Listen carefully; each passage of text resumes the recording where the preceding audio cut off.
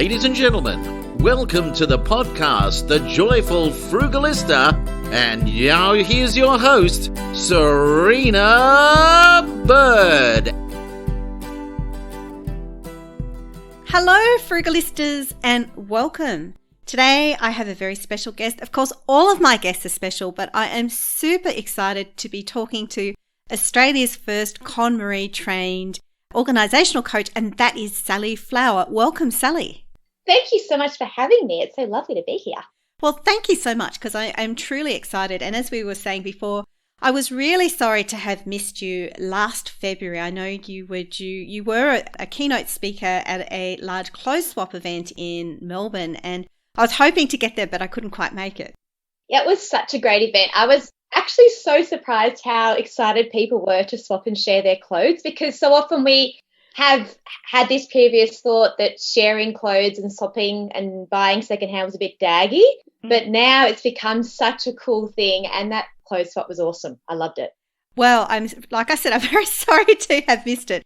I host clothes swaps semi-regularly with a group of girlfriends, and it's just so lovely. Like, it's actually not so much about the clothes as much about the connection.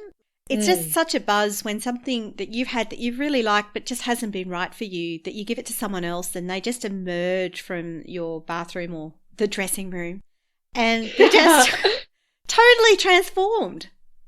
Yeah, I'm actually sitting next to you. I was going to put this cardigan on that my girlfriend gave me because we were doing the similar thing as clothes swap, and I love it. And it didn't really feel great on her, and I love it. So it's really perfect way that you kind of connect and share. It's good. Yeah, exactly. And I love that about how things are shifting. And I talk about this in my book, The Joyful Frugalista, as well, that once upon a time, if someone complimented you on your outfit and it had been op-shopped, you wouldn't admit it.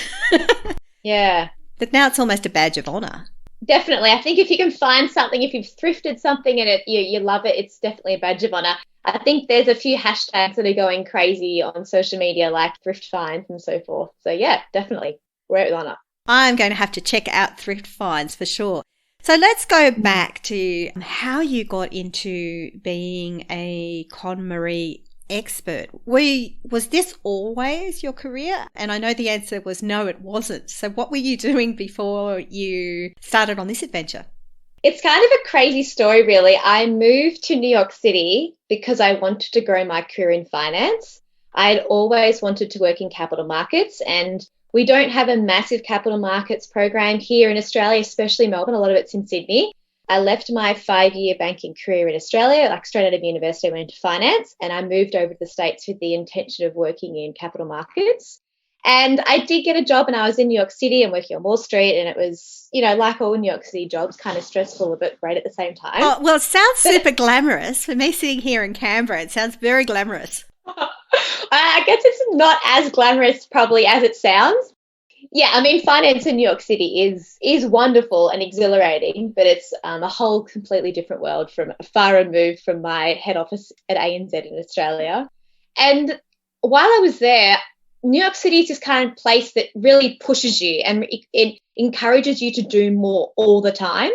And Marie Kondo's book had come out soft copy in the States, so I quickly bought it because I had already seen it online and loved it. And I started reading it, and I was thinking, this professional organizer thing, like, is this a legit job? If it's going to be a legit job anywhere, it's going to be a legit job in New York City because people pay for everything. And I Googled her, and she was going to be in New York City in 2 weeks' time. And I just went along for a bit of fun. And I walked into this room, and there's 40 other people there, women, who had flown from all over the world to meet Marie Kondo. Like, they were complete converts, and they had been following her for the last 18 months, and I just kind of stumbled into this world. And from there, it just really snowballed. When I came back to Australia, people were paying me to tidy their wardrobes because they'd seen me on social media. I'd met Marie Kondo. Went down to 4 days a week in finance in Australia so that I could progress this side hustle that I was creating. And being the kind of business-minded woman that I am, I definitely focused on building my brand rather than just kind of getting the certification. And that's really helped me in the long run, because now I've built this little home sanctuary, which is a combination of Marie Kondo and mindfulness, because I'm also a yogi, and downsizing minimalism.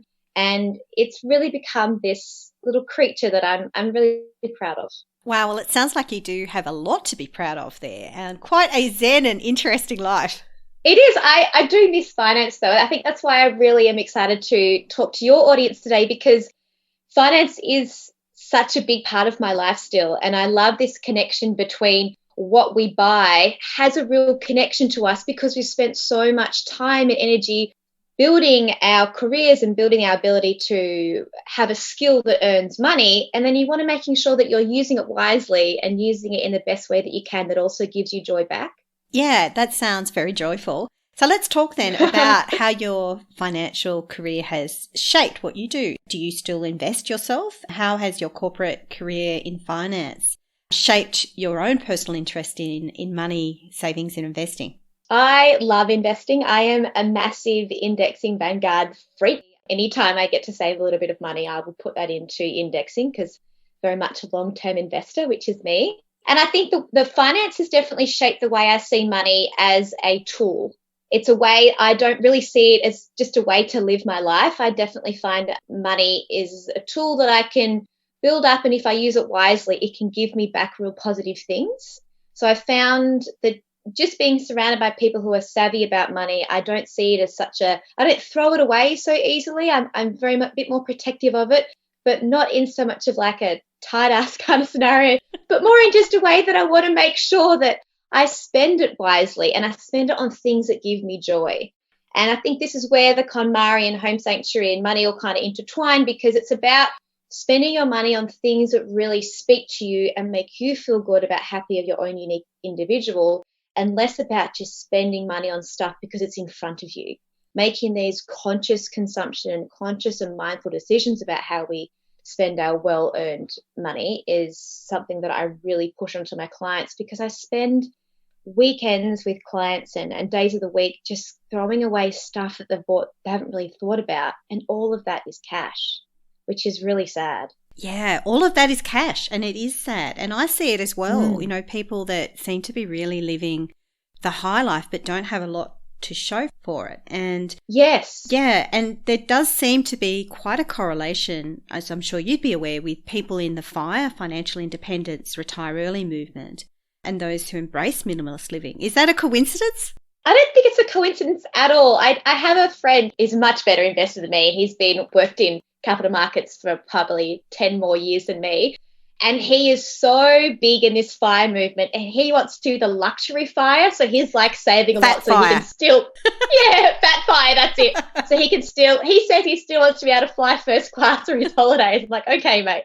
I'm definitely in that movement as well. And so is my partner, but we not so much on the fat side of things, because we really want to just have a minimal footprint on the earth as well. Probably more me than my partner, but he's really into it too. But this focus on, if I can reduce my consumption on actual products, that's going to limit my carbon footprint and allow me to have more time back in my week because I'm spending less.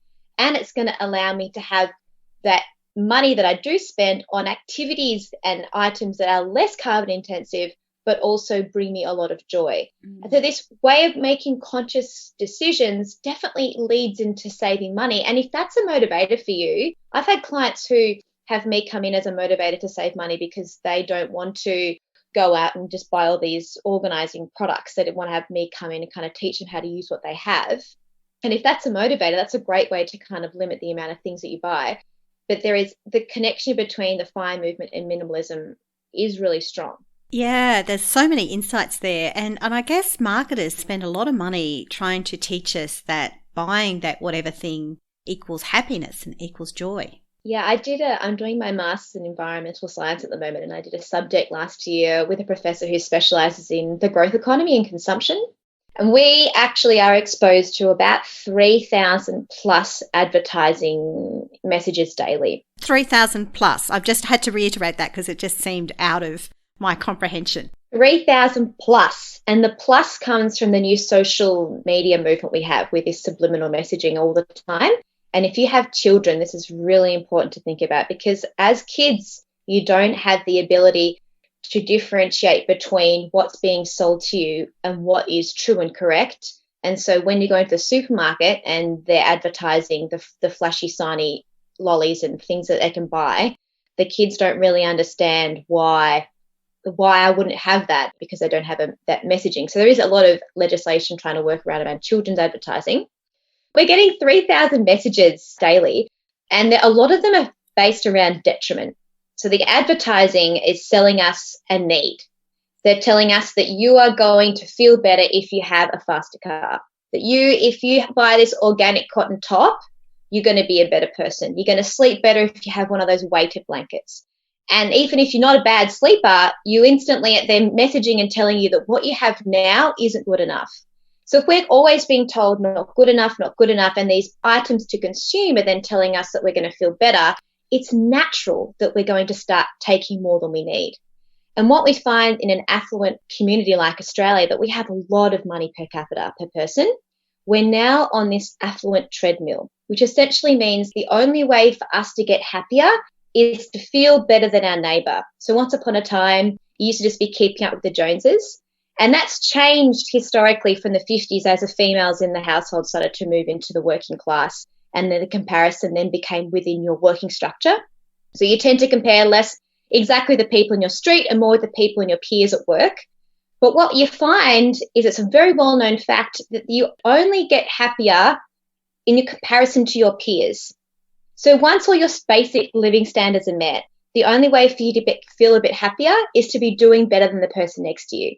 So what we then find in an affluent economy and a community which we have thriving in Australia is that the way that we feel better is to have more than the person next to us. So constantly we are going up and up and up, and all you have to do is look in our suburbs, see the size of the houses, see how many cars per person, see how many toys our kids have, and step back from that and go, whoa, this is kind of crazy. Because what's happening is Australia is consuming 1.7 amount of resources that the world can reproduce annually. Wow. So we're consuming more than the world can produce and replenish. And that's just Australia. So if all of Australia was living like we are, we're already in what we call ecological overshoot, which basically means that we're consuming way too much. But Australia is the worst in the world, which is kind of hard for me to imagine, really, because I always feel as though Australians like good, happy, chilled out people. But the way that we consume and our negative impact on the environment is astonishing. Yeah, I would hear you there. I lived in Taiwan twice, the second time from 2010 to 2014. During the mining boom in Australia, and it was always fascinating when I was out and about in Taiwan. And Taiwan's a developed country, right? It's classed now as a developed country, but there is still quite a fair bit of income disparity. And you'd be somewhere and you go, wow, look at that really glamorous couple. They must be like from Sweden, or they must be from America. They must be from France. And then they'd open their mouth and you go, oh yeah, Aussies. And it always struck me nearly every time that the Australians seem to be the ones with the best bicycles, the best clothing when they're out and about, the best handbags. And yet we don't perceive ourselves as being extreme fashionistas. We don't. I think it took me, I've lived in many other countries overseas, and it kind of has taken me probably all the way to New York, because I thought that everyone in New York was glamorous. But, you know, they're just normal people. A lot of them are learning a lot less than we are. They're kind of living day to day, and there are many Australians living day to day, but there's also a whole group of us that aren't. We don't often perceive ourselves as that, but maybe because we're so far away from everyone and we kind of live on our own continent. I'm not quite sure what it is. I'm sure there's lots of books out there, you could research it. But we definitely need to open our eyes to this lifestyle that we've created for ourselves in a growth economy. We need to reconsider, why are we focusing so heavily on GDP and so heavily on consumption, and not about health standards of both humans and the rest of our ecological environment. This is something that I get really worried with in post-COVID times, is that if we focus too much on growth and GDP and purchasing, because GDP, a lot of it is just purchasing, right? If we focus too much on that and we're not actually focusing on how we can spread out the wealth that we already have and the skills we have to help everyone kind of lift up and feel better and happier, it's going to be a weird recovery that is not going to be long lasting and not going to be sustainable. You're right. For so long, economic means of measuring well-being have been kind of, I guess, at the heart of how you can tell whether a country is developed or not. But it doesn't tell the whole story. I mean, there's other measures like the Genie, what is it, the Genie something Genie index. coefficient. Thank you. Yeah, there's a few other happiness indexes that are really good. The Genie coefficient probably the most well-known one. Yeah, it's kind of, it can get a bit sad if you think about it, but it has served us so well. And I mean, that GDP was put in, post-war to help everyone get better. And this consumption movement was wonderful for a long time. It helped us improve our efficiency and helped us lift so many people out of poverty. But we've definitely got to a point where it's no longer serving us, and we need to really think about other ways that we can do that. Maybe focusing on deprivatization and supporting those, building back into mutual ways of sharing and having libraries and community spaces and gardens and parks that are shared spaces and owned by everyone. And this sharing community is really wonderful for the environment, because we're not everyone has to have their own lawnmower and whippersnipper and shed. If we have a example of like a toy library or a shed library or whatever it is, a borrowing system that becomes normal, will really reduce this need for everyone to have multiple tools and sheds then to store that, and everyone on the street has the same whippersnipper that they use once every month. And we are seeing that happen. Like H&M are bringing out the borrowing line of clothes. So you go in there and you, rather than buy a new dress, you borrow a new dress and you take it back. I would love to see Bunnings do something similar, where they have already for some of their bigger items like trolleys and, I don't know, like a bit of like if you're kind of redoing a deck or whatever. But I would love to see that for even smaller items. And I think the borrowing community is definitely going to support us in terms of this consumption movement, and deprivatization of a lot of our public spaces will support that too. Wow. So there's some big picture strategic things that are going on. So let's go back down to the micro. So you obviously work with individual people and households in terms of decluttering and organising. What is it like going to someone's house and they want you to help them organise? Like, what are the steps you sort of begin to work on? Like, presumably things have come into people's life for a while, and it's often they're quite attached to those things. Is that the case? It is. When I first started tidying in people's homes, it was very nerve-wracking. And where I am taught Japanese trained to be very respectful, and I have a very respectful personality. So I would always ask people if you can open a cupboard or can I go into this drawer. Before I go into any client, I have them kind of complete a welcome journal, and I ask them why they're asking me to come in. Like, what are we working towards here? How do you want your home to feel and function? What drives you? Why have you asked me to come to help you today? What are we working towards? And it's really important that we get that nailed down before we start opening cupboards and getting rid of stuff.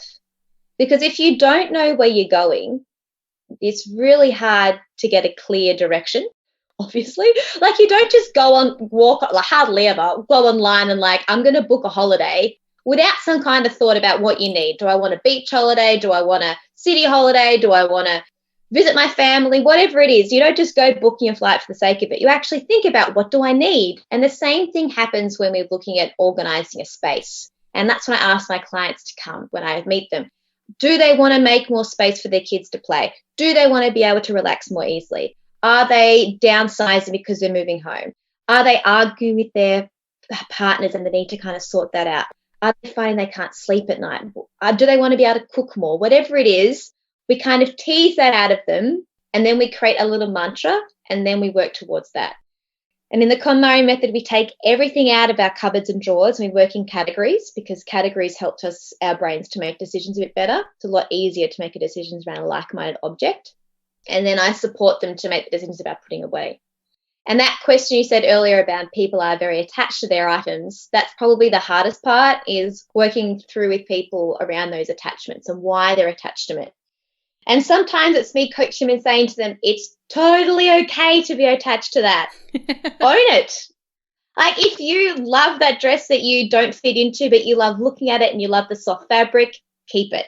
But If you're keeping it just because you paid too much money for it, or just because it used to feel good, or you want to fit back into it, or you feel bad about throwing it away, let's work through those feelings, because you definitely don't want your wardrobe to be full of guilt, sadness, would haves, could haves. Your wardrobe just needs to be a collection of items that make you feel great.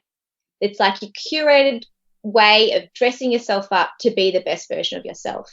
And that's what I help with my clients for every space in their home. It's just clearing out anything that's not working for them at this time and space, and allowing them to make space to step forward into where they want to be. And this is a big thing, particularly with women, because our bodies do change shape. Now, I'm not saying we always get fatter. Sometimes people lose a lot of weight, but it's how we are biologically wired, really. And whether or not it's because of having children, it's often because of seasons, and our bodies just do change shape. So it's unrealistic to think that just because something looked good on you maybe 2 years ago, maybe it mightn't suit you now. Maybe your bra size has gone up or down. Yes. It doesn't look as good. And if you don't feel as good in it, but you're not ready to throw it away because you might feel good in it, and you might go back to that size or grow into that size again, I encourage clients to just box it up and put it out of their day-to-day sight. Just put it in the top cupboard or put it in the hallway cupboard, whatever it is. You don't need to have those constant reminders in front of you all the time, but it's important that we definitely are keeping things that are realistic, that we would get back into them or whatever. There's no need to keep things because they used to feel good on us. Different time. And that trickles into other areas of the home too. Like, you might have gone through a really big stage of like making smoothies, and then now you've decided that, you know what, they don't make you feel good, or I prefer to have a different kind of breakfast in the morning. Then I don't need all of these fancy smoothie contraptions. I can put one on Facebook Market and sell it, or I can make space for this new thing I'm enjoying in my life right now in the kitchen, which could be cooking with my kids, or it could be that whatever it is. Our family started to love pasta making. Let's get pasta making in there. Oh yeah, I've got a pasta maker that I think I'm lucky if I bring out once a year, so I totally hear you there. Yeah. But talking about, I guess, making space and, moving things onwards, I guess, like many people, I watched the Netflix series with Marie Kondo. When did that come out? About 2 years ago, 3 years ago now. And then I remember it wasn't long after the series going to an op shop, and they just weren't taking any donations at all. Like, everything was completely full. I think it was like an Australia-wide phenomenon. Like, everyone was into decluttering. And I don't know if you've seen it, but there was quite an interesting parody of, I think it was called I Just Got KonMarie, and talking about this guy saying he was driving home and found that when he arrived home, his wife had decided that the whole house didn't bring her joy, so everything was in plastic bags. And then they sort of had this parody of them. It wasn't real, but, this parody of them throwing garbage bags into this big ditch, and because nothing brought them joy, so they were all decluttering. How close to the truth is some of this? Unfortunately, it's really close to the truth. And it was the driver for me to do a master's in environmental science and climate change, actually, because I feel some of the time this new organising movement that we've created, and now they're churning out KonMarie consultants like personal trainers now. And it's really, we're not treating the problem, we're just treating the symptom. The symptom is we have stuff that isn't making us happy, but we're not really stopping to say, why? Why have we got all this stuff anyway? Why is it not making us happy? And the reason is that kind of advertising we were talking about earlier. But the other important thing is that we haven't taken time to be like, what does bring us joy? Like, what am I working towards here? Like, where me right now in my current stage of life, what makes me feel good, and what am I working towards? And how do I cultivate more of that in my life? And as a master coach and home sanctuary expert, this is kind of what I do with my clients. It's as much life coaching as it is kind of decluttering, because depending on the headspace on that day, you could be throwing everything out. And believe me, I have done this. I've made all the mistakes. I have thrown out so much stuff that I have been sad about throwing it away. And I actually dropped off some stuff at an op shop for my client the other week. And the guy said to me, he's like, do you want to take a second check in the bag? He's like, happens all the time. People come back and ask for it. All the time, people go back and say, I wish I didn't donate that. it's really important when we're letting go of things that we do it in a really happy, positive mindset. You don't want to be decluttering when you're tired, sad, or emotional. They're not good times to be decluttering. This idea that op shops are then going to A, need our stuff, B, make lots of money from it, and C, save it from landfill is a little bit of a fallacy, because we know that $3 million per annum is spent by Australian charities to throw donated items in landfill. $3 million of donated money is spent to throw our stuff in landfill that we gave to op shops, because people aren't buying as much from op shops as are being given. And this is something I also work with my clients to say that gone are the times when you donate stuff because a poorer member in your community can't afford it. We now have a global economy with efficiencies, whether it's a positive thing or not, allowing us to make consumer goods at such a low price that almost everyone in our society has access to excess. Everyone can buy a lot. Everyone can buy multiple pairs of jeans and T-shirts. We don't need to give them to an op shop so that people who quasi can't afford it can then afford it. That has gone. So we really need to rethink the donating, and we need to rethink this secondhand economy. And we are seeing a real shift with the secondhand economy. We are seeing a lot more purchasing online. Facebook Market has been a blessing. People are then buying and swapping things with each other a lot. We're also seeing a real growth in the secondhand clothing market, which coming from the States is already booming over there. And the projections are showing it's an area that's going to grow by up to 80%, in the next 30 years. It's going to be huge, a secondhand clothes economy. I hope so, seeing I've developed the Joyful Fashionista website. It's in its early stage, but yeah, certainly I hear you about that. There's a huge need to move things on. And yes, disclaimer here, I have way too much. I might be frugal, but I love a bargain and I love a good op shop and I love clothes swaps. And there's a real tendency to have bowerbird sort of instincts that I've got to curb. Yeah, I am a bowerbird too. Anything shiny, I'll take it. And we do find that if something's given to us or if it's a bargain, we think, that's definitely worth it. And it's really important to take a step back and be like, hang on. Is that me just telling myself that's a bargain, or is that actually a bargain that's going to add value to my life? Yeah, especially if you don't really need it. And then I still have some things that I've got from my Buy Nothing group that I've had for years and years and I've never really used it. I remember at the time thinking, wow, this thingy thing is just blingy bling bling. It's amazing. How on earth could someone possibly not use this? And then I'm like, it's been in my back cupboard.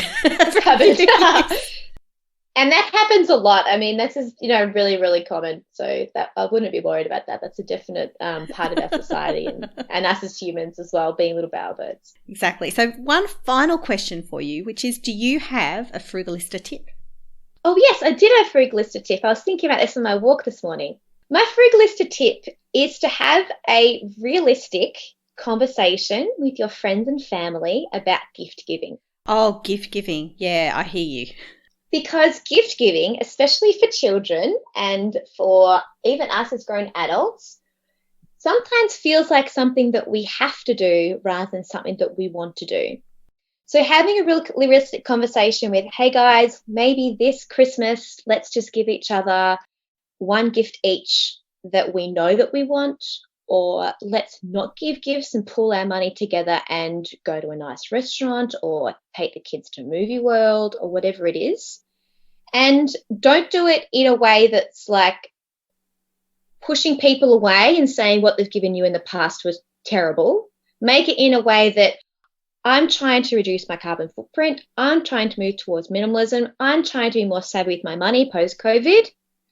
Rather than having a tangible gift, let's do this. Giving an alternative to gift giving and having a realistic, calm, passionate conversation with your loved ones can save clutter, can save money, and can just give you more joy. Yeah, it's a hard one. In terms of my immediate family, we've had that conversation and by the time you pay for postage too, in my case, I don't have family here in Canberra, or at least I don't have any of my family. I've got my extended family. I've got quite a lot of them here in Canberra. So, by the time you pay for postage and everything else, like it's a bit crazy, really. So we've moved away from that in terms of supporting joint charities or giving other experiences. With my extended family, it's more complex because I don't want to appear like the Frugalista cheapskate. Yeah. I sort of, started to make a few noises. The Grinch. Yeah, exactly. Yeah. Started to make a few noises about maybe we could move away from it. But when those habits are so entrenched, it is really quite difficult. So in that case, I try and make a conscious effort to do things like supporting small businesses or to actually try and think about what they might actually like and need. But it is a hard one too because it is a really hard one. I like to also make gifts. So I'll tend to, like everyone in Melbourne in lockdown, I started going to sourdough making. So I now make sourdough if I'm going around to someone's place for dinner or if I'm giving a quick thank you, or I'll make biscuits or I'll do handmade cards and other crafts for people having new babies. That sometimes helps as well.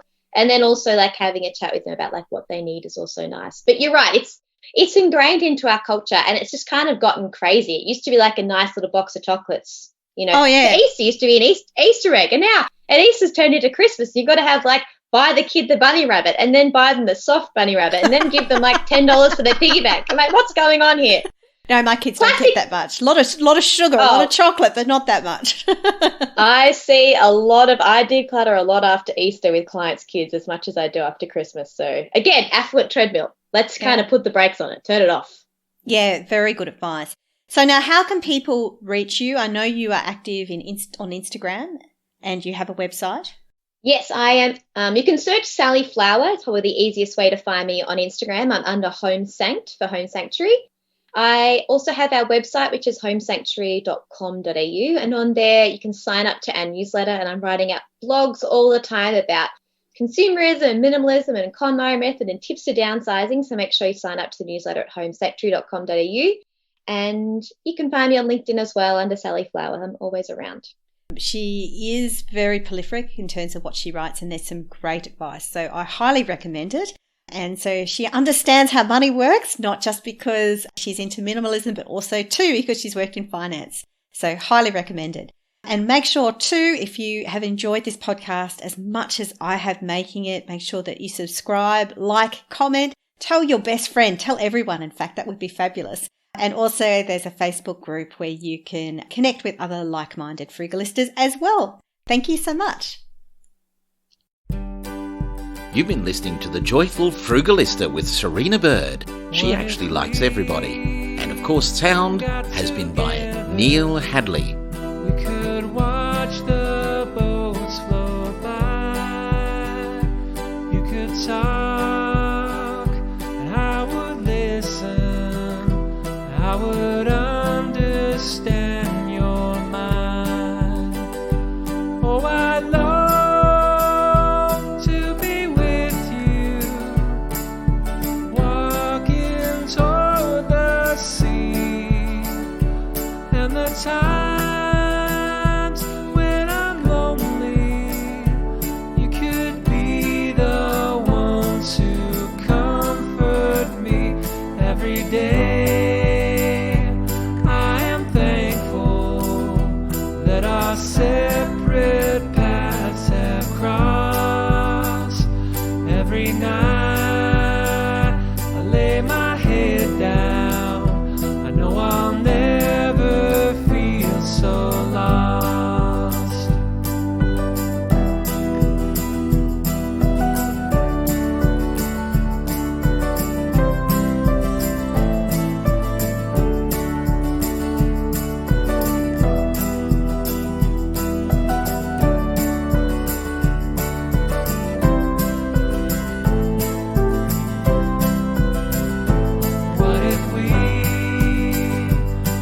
The river, we could start a brand new life with a house and a family. If you'd only be my wife, so I leave it to you now. You can tell me what you think.